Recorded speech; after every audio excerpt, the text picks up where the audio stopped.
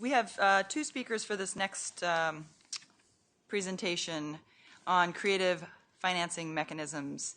Ed Davis from Aaní Community Development Fund and Linda Bankin from the Alaska Longline Fishermen's Association, who's going to be talking about the Alaska Sustainable Fisheries Trust.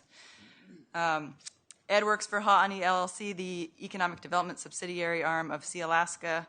He also serves as the executive director of Aaní Community Development Fund, which is a community financial institution launched in 2012 by Aaní LLC. He's been with Sea Alaska for 23 years, serving in multiple capacities. He is an Alaska Native originally from Hoonah and serves as the vice chair for the Native Village Corporation, Hoonah Totem Corporation. Hoonah at one point had one of the largest and productive seine fleets in the region. He grew up as a commercial fisherman, worked in the local fish processing plant, and continues to provide salmon marketing services under Aaní. Linda didn't give me a speaker bio, but I will say she served at the North Pacific Council for 9 years and is the executive director of the Alaska Longline Fishermen's Association. Thank you, Rachel. Well, good afternoon, everybody. Again, my name's Ed Davis. I'm with Aaní and Aaní Community Development Fund. I'm not sure if any of you have heard of Aaní before, maybe with the exception of AMCC. How many of you heard of Aaní? Oh, there's quite a few of you. Well, in our Tlingit language, Aaní means our land. And the impetus behind the creation of Aaní was that we were seeing an out-migration of our younger generation from our rural communities. And so the board at Sea Alaska felt compelled to create this economic development arm focused on rural community development. So I'll talk a little bit about that today and how the CDFI, Aaní CDFI, was created. In 2012, Aaní LLC, which is the for-profit arm formed by Sea Alaska, formed Aaní Community Development Fund, which is the 501c3 arm. So we are a mission-driven organization. We're focused on promoting economic resiliency within our rural communities, and we seeded it with $500,000 of our own funds. When I took this role on last year, we were just over $500,000. Today, we're at $3.3 million in assets. So we've had some pretty explosive growth. A lot of thanks to our partner, the Nature Conservancy, who I'm glad to see is at this conference. USDA, we're one of 3 USDA IRP funds in the state of Alaska. However, we are the largest IRP funds in the state of Alaska. So we're very excited about that. U.S. Treasury CDFI fund, we just received $150,000 from them to fund support for loan programs that we have. And the Rasmussen Foundation is also an important partner of ours. 80% of our loans dispersed so far have been to rural communities that either supported or created 42 different jobs in 5 different communities. So we're pretty proud of that, but we're not done. We're going to continue to focus on that. The CDFI is not specific to fisheries, but fisheries is a resource as well as an impact industry that we have in our community. So we want to be focused on economic impact for industries such as fisheries. Real quick, just our vision. I mean, what it comes down to is we envision a thriving region rooted in healthy communities. We want to be able to help people realize their full potential when it comes to socioeconomic impact. We look to develop and support sustainable business models in the region. Collaborative networks is very important to our model. We recognize we can't do this alone. Economic development in the region, that's a tall task with a team of 4. So we recognize that partnerships is key to our success. And, providing finance and technical services through small businesses in the region, that's really fundamental to our business practices as we move forward. So what is the CDFI? Simply put, it's a specialized mission-driven organization that offers 2 products. One is the financial capital access in the form of loans. The other is technical services like workforce development in certain industries. You can see the impact that CDFIs have. That U.S. Treasury CDFI fund has awarded $1.5 billion to almost 1,000 CDFIs in the U.S. Last count, Alaska has 6 CDFIs, and they've received $17 million in funding from the CDFI fund.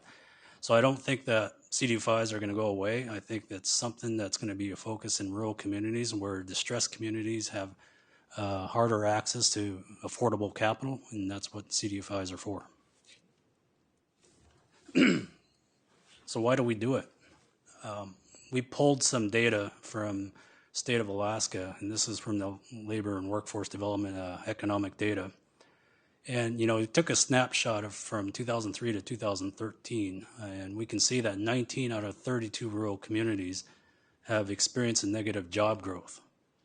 The hardest hit communities, you'll see the two tables, the one on the left and the one on the right. The one on the left, the two left columns of that left table show the communities that had 0 to negative growth over the last 10 years. The two right columns of the left table show the communities that have grown. When I presented this to my board, one of the comments that they had expressed to me is that the ones that had negative growth, those are largely traditional fishing communities. So what is going on? So they wanted us to start looking a little deeper into fisheries. And add on top of that, the average unemployment rate for the rural communities when compared to urban areas, and I qualify urban areas here as Juneau, Ketchikan, Sitka compared to the other communities. But under the USDA RRP funds, Juneau is considered a rural community. So I'm considering the three that are outside those three areas. The unemployment rate is more than double than the rural communities.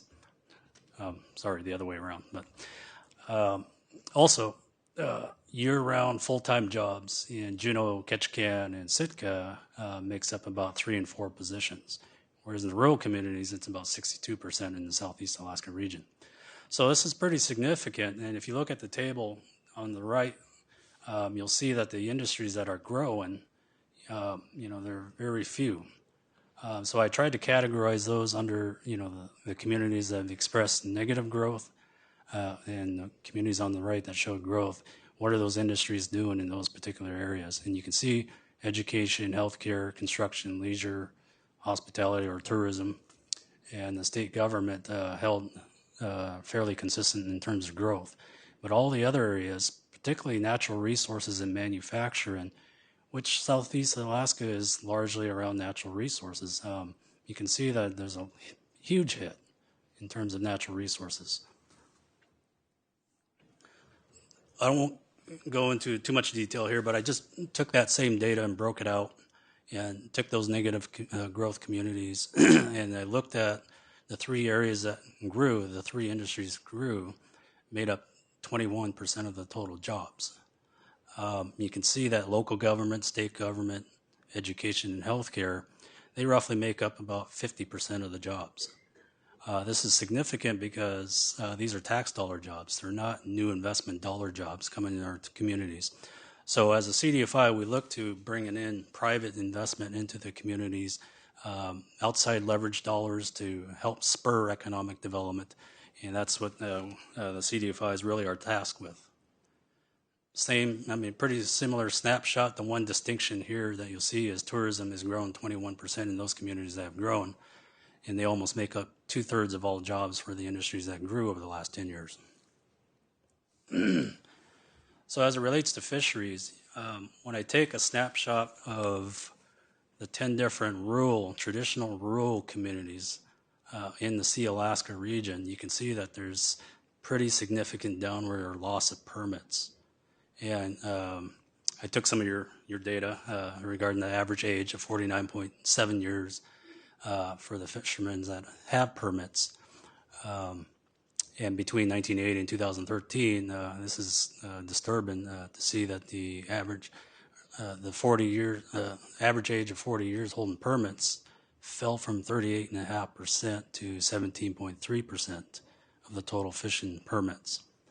So the smallest communities like Angoon, as an example, you can see down 91% over the last 20 years.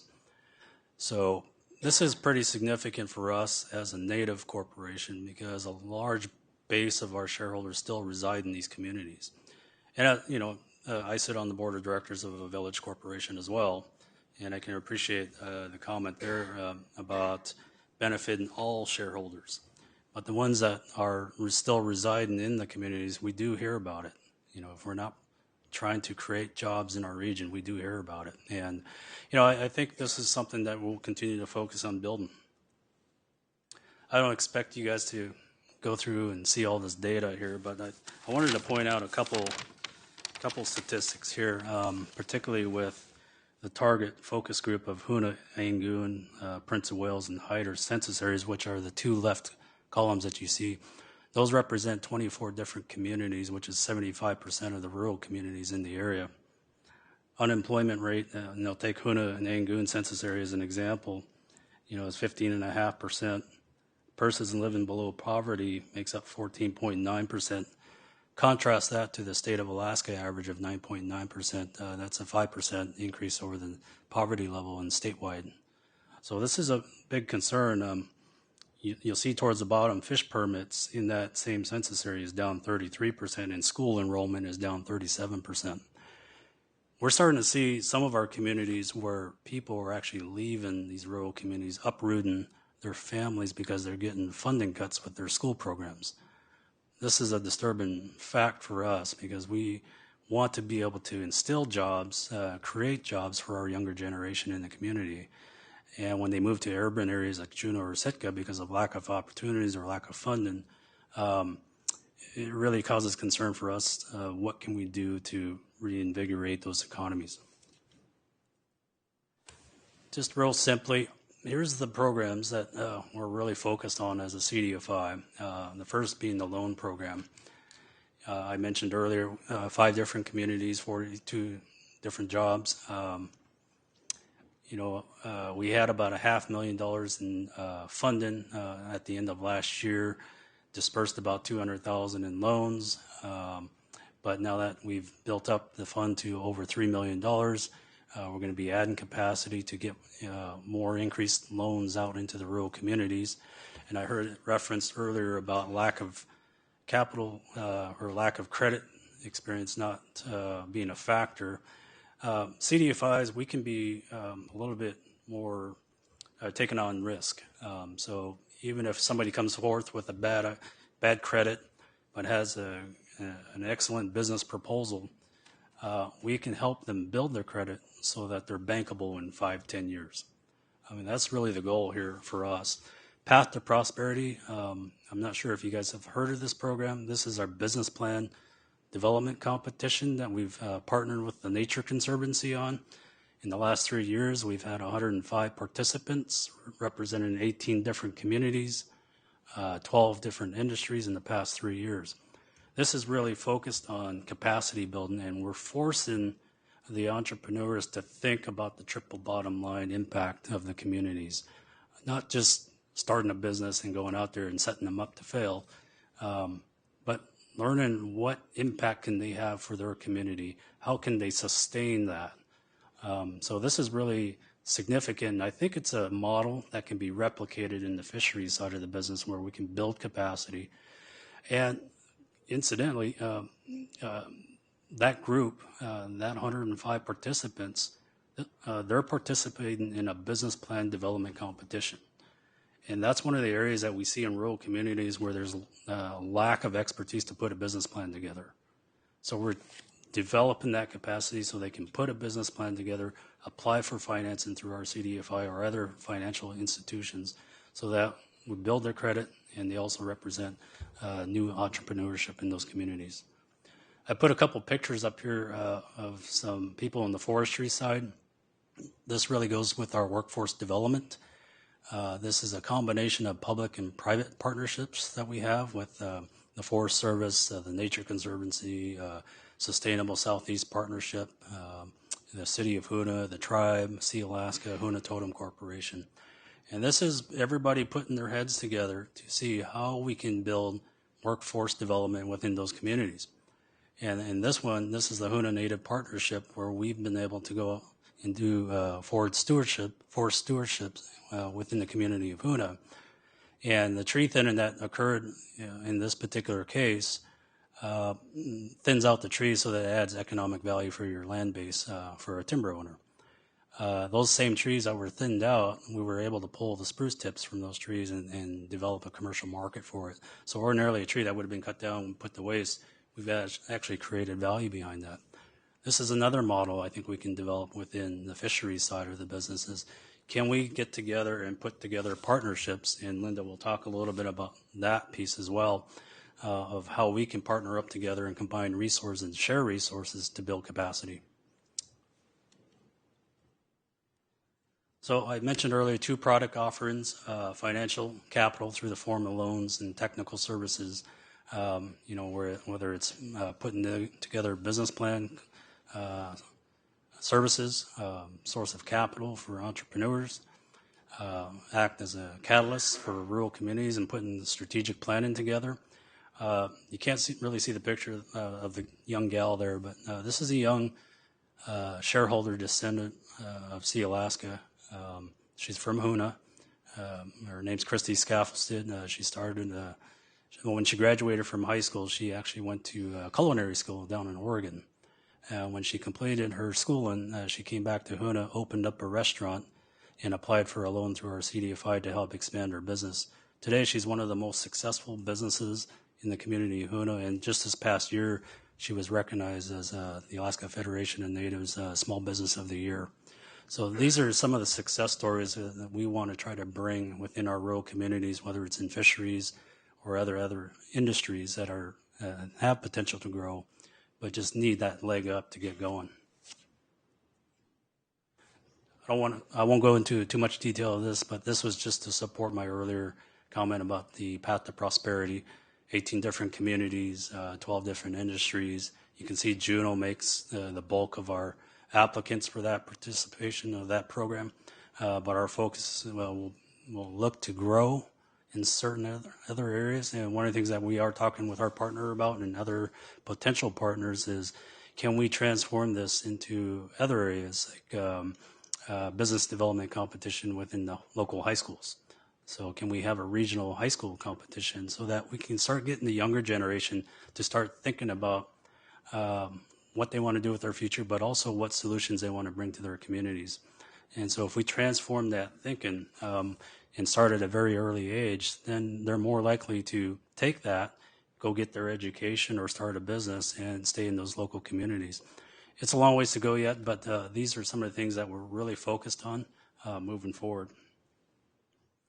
So the opportunities with fisheries, I heard the reference with Class D vessels. We do have a handful of loan applications and inquiries that fall into that Class D vessels. And, CFEC data shows that 60% of the licensed vessels in the Southeast Alaska region are Class D. And interestingly enough, we do see the younger generation tend to be in that classification as well. So if there are immediate opportunities for us to finance that through our CDFI, that's one thing. The other is, can we help position them so that they can be successful and succeed the captains or the permit owners today? So we want to be able to build capacity there. The partnerships that we do have a partnership with the State of Alaska Commercial Revolving Loan Fund. We are talking with the Alaska Sustainable Fisheries Trust about the potential of fisheries financing for quota share. And the Nature Conservancy, other partners that we're building opportunities to see how we can build financing opportunities for the commercial fisheries industry. So we tend to be a little bit more flexible than traditional banks. Banks tend to be a little bit more conservative in nature. We can be a little bit more risk taken with our loan packages, but we have to fulfill the mission metrics that we have from our funders. And so our goal really is to help build resiliency in the communities, but also more importantly, help establish and build credit for entrepreneurs in our rural communities. So with that, that's my presentation. Thank you.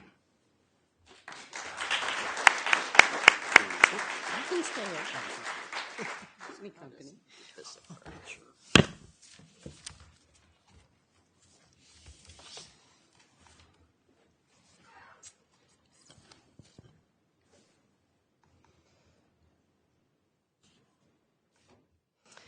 So maybe, thanks, Paula. So, Linda Benkin, I'm Executive Director of Alaska Longline Fishermen's Association and one of the founding members and existing member of the board of the Alaska Sustainable Fisheries Trust.